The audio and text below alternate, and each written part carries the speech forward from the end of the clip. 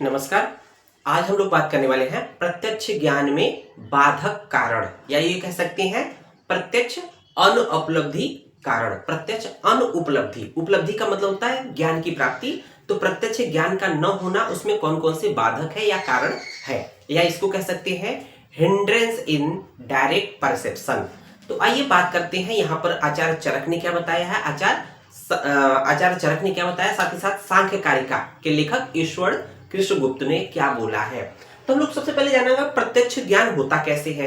क्या प्रत्यक्ष ज्ञान का मतलब सिर्फ नेत्रेंद्रिय से देखना प्रत्यक्ष ज्ञान है? जी नहीं, सिर्फ नेत्रेंद्रिय अर्थात आंखों से देखना प्रत्यक्ष नहीं होता है। उसके लिए जितने भी सेंस आर्गन है, अर्थात जितने भी ज्ञानेंद्रियां हैं, चाहे वो नेत्र हो, चाहे वो श्रोत्र हो, चाहे वो श्रवणेंद्रिय हो, चाहे श्रोत्रेंद्रिय हो, चाहे वो रसनेंद्रिय हो, चाहे वो स्पर्शेंद्रिय हो, इन सभी ज्ञानेंद्रियों के द्वारा जो ज्ञान की प्राप्ति होती है उसको हम लोग प्रत्यक्ष ज्ञान बोलते हैं। ठीक है ना, प्रत्यक्ष प्रमाण इसी के द्वारा होता है।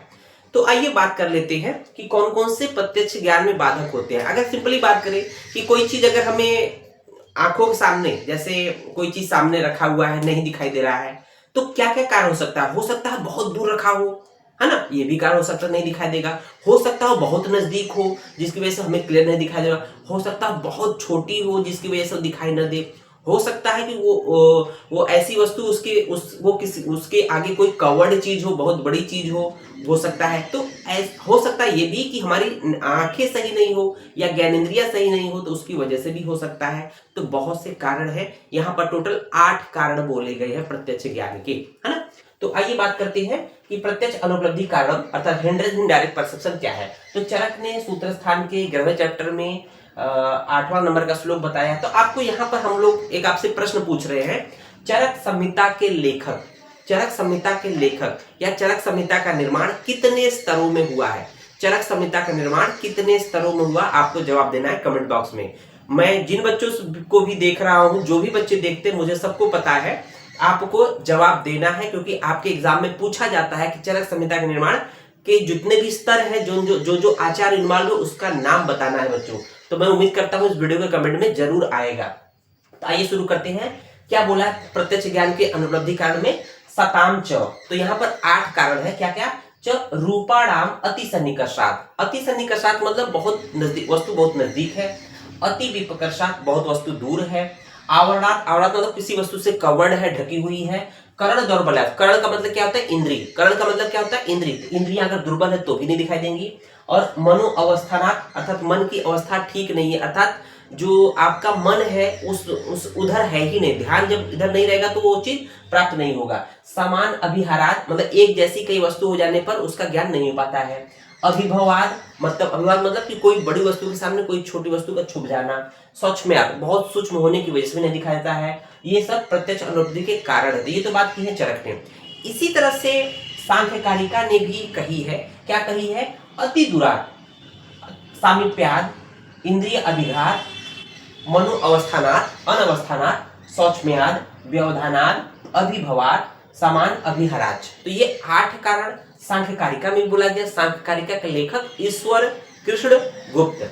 यहाँ के लेखक, इस चरक संहिता के लेखक आपको बताना है बच्चों। उम्मीद है आप जरूर जवाब दोगे कमेंट में।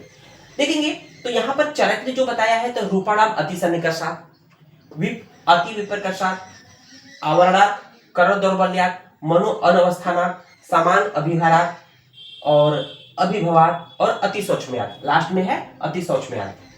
उसी तरह से सांख्यकारिका में बोला गया है अति दूरात्, सामीप्यात्, इंद्रिय विघात, मनो अनवस्थानात्, सूक्ष्मयात्, व्यवधानात्, अभिभवात, समान अभिहरात्। तो यहाँ पर हम लोग देखेंगे कि जो अति दूरात् है, अति दूर मतलब टू फार, बहुत दूर वस्तु है ना। तो सामीप्यात् मतलब टू क्लोज। इंद्रिय विघात मतलब वीक सेंस ऑर्गन, तो इंद्रिया दुर्बल हो रही है। मनो अनवस्थानात् मतलब attention of mind is elsewhere, मतलब मन एक जगह है ही नहीं। उसके बाद देखेंगे सूक्ष्मयात् मतलब टू स्मॉल।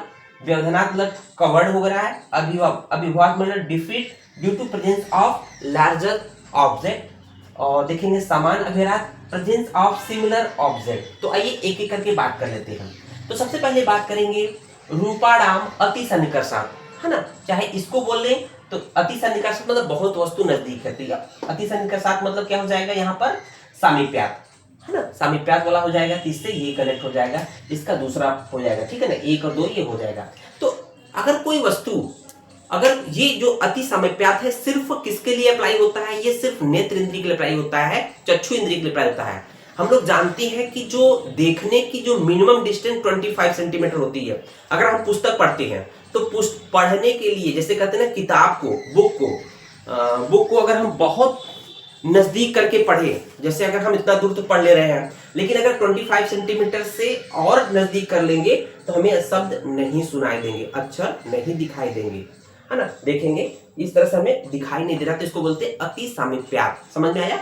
दूसरा पॉइंट है अति विपकर्षात, मतलब बहुत दूर है, टू फार, अति दूरात। अगर कोई वस्तु बहुत दूर है तो क्या वस्तु दिखाई देगी, या बहुत दूर से कोई साउंड प्रोड्यूस हो रही है, क्या तब वो कानों तक आ पाएगी, है ना, या कोई दूर से कोई टच कर रहा है ना, आपने नए कपड़े पहने, दूर से क्या है, न्यू पिंच, भाई न्यू पिंच का मतलब टच करता है। तो आपको इन सब मतलब अति दूरात का मतलब कि जो भी ऑब्जेक्ट विषय है बहुत दूर है, तो उसकी वजह से भी आपको उसका ज्ञान प्रत्यक्ष नहीं होगा। तीसरा है आवरणात। आवरणात का मतलब होता है कि यहाँ पर दिया व्यवधानात, मतलब कवर्ड। क्या होता है, जैसे कोई कवर्ड का मतलब क्या होता है, जैसे अगर हम हमें आप हमें इतना पार्ट देख रहे हैं, ठीक है ना, इतना देख रहे हैं, अगर मैं अपने इस हेड वाले पार्ट को बुक से कवर कर लूं, ठीक है ना, आपके सामने क्या हो गया, बुक आ गया, तो क्या मेरा हेड वाला पार्ट दिख रहा है, हेड नेक दिख रहा है, नहीं दिख रहा होगा, तो इसको बोलेंगे व्यवधानात या आवड़ा, है ना। तो कोई चीज जिसको देखना है उसके सामने कोई चीज कवरिंग आ गई, दैट इज कॉल्ड कवर्ड, है ना। उसके बाद देखेंगे करण दौर्बल्यात। करण का मतलब क्या होता है, इंद्रिय अभिघात। इसका क्या मतलब, इंद्रिय अभिघातात, मतलब इंद्रियां चोटिल हो गई है, इंद्रियां नष्ट हो गई है, वीक हो गई है, तो वीक सेंस ऑर्गन। जैसे अगर हमें कोई चीज देखना है, अगर देखते हैं ना, ओल्ड एज में हम लोग को कोई बहुत कुछ नहीं दिखाई देता है, ओल्ड एज में हमें अच्छे से सुनाई नहीं देता, ओल्ड एज में हम लोग को खाने का टेस्ट नहीं मिलता, बहुत सी समस्या आ रही है, तो कहीं ना कहीं वहां पर जो ज्ञानेंद्रिय होती है, सेंस ऑर्गन, अपने लास्ट स्टेज में होती है, इसलिए क्या होता है कि ये चीजें हमें ज्ञान नहीं मिलता। तो वैसे भी अगर किसी के ओल्ड एज हो या कोई भी एज हो, अगर कोई ज्ञानेंद्रिय में, सेंस ऑर्गन में कोई डिफेक्ट है तो भी उसका ज्ञान नहीं होगा, आंखें नहीं से दिखाई नहीं देगा। उसके बाद देखेंगे मनो अनअवस्थानात। मनो अनअवस्थानात का मतलब होता है कि attention of mind is elsewhere. जैसे आप क्लास में हैं, आप क्लास में बैठे हैं, है ना, क्लास में बैठे हैं, जैसे मेरा लेक्चर चल रहा है, आप लेक्चर चल रहा है, आप मोबाइल खोल के तो बैठे हो, ईयरफोन भी लगाए हो, मतलब सोच रहे हो कि देख भी रहा हूँ, सुन भी रहा हूँ, लेकिन आपका माइंड कहाँ है, माइंड कह रहा है कि आज किचन में तो कुछ स्पेशल बन रहा है, संडे है, छोले राजमा चावल इत्यादि बन रहे हैं, तो आपका ध्यान हो रहा है कि जल्दी से बन के आ जाए, जल्दी मैं खा लूं, भूख लगा हुआ है ना, या हॉस्टल में हो, तो कहीं ना कहीं आपका अटेंशन ऑफ माइंड जो है जिस विषय की तरफ होना चाहिए, उधर ना होकर दूसरी तरफ है, तो जिसको देख रहे हैं उसको वो दिखाई नहीं देगा, या मैं बोल रहा हूं क्या बोल रहा हूं ये चीज क्लियर नहीं होगा। उसको देखेंगे समान अभिहारात। समान अभिहारात का मतलब होता है कि एक जैसी दिखने वाली कई वस्तुएं एक साथ आ जाए। जैसे अगर कह दें, अगर कोई एक भेड़ है तो समझ में आता है कि वो भेड़ है, एक भेड़ है, समझ में आ जाएगा। लेकिन एक जैसी दिखने वाली अगर 100 भेड़ झुंड में आ जाता, आप क्या उस भेड़ को पहचान सकते हैं कि पर्टिकुलर वही भेड़ है? आपको सब एक तरह से दिखेंगे। इसका मतलब कि आप उस पे माइंड अपना क्लियर नहीं कर पाएंगे, पर्टिकुलर वही भेड़ है, मतलब आप डाउट में रहेंगे। तो ये भी प्रत्यक्ष में बाधक कारण बना जाता है कि एक जैसी अनेक वस्तुएं एक साथ उपस्थित हो जाए, तो भी इसको हम बोलेंगे समान अभिहारात। उसको देखेंगे अभिभवात। अभिभव का मतलब क्या होता है? अभिभव क्या क्या मीनिंग होता है कि किसी बड़े वस्तु के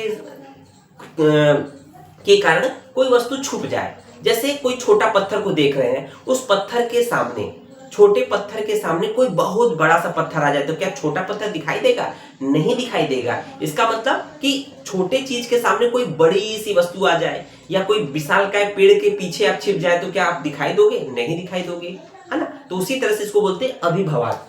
उसको देखेंगे अति सूक्ष्मयात। अगर कोई चीज बहुत ही सूक्ष्म है, बहुत छोटी है ना, जैसे अगर बात कर लें कि अगर हमें एक बॉल को देखना हो तो बॉल फेंक दीजिए तो दिखाई देगी, बट अगर चावल के टुकड़े को अगर हम थोड़ा सा दूर फेंक दें, दूर का मतलब चावल के टुकड़े को फेंक दें, तो क्या उसको देख पाएंगे? एक डिस्टेंस के बाद नहीं देख पाएंगे। इसको बोलते हैं अति सूक्ष्मयात, है ना।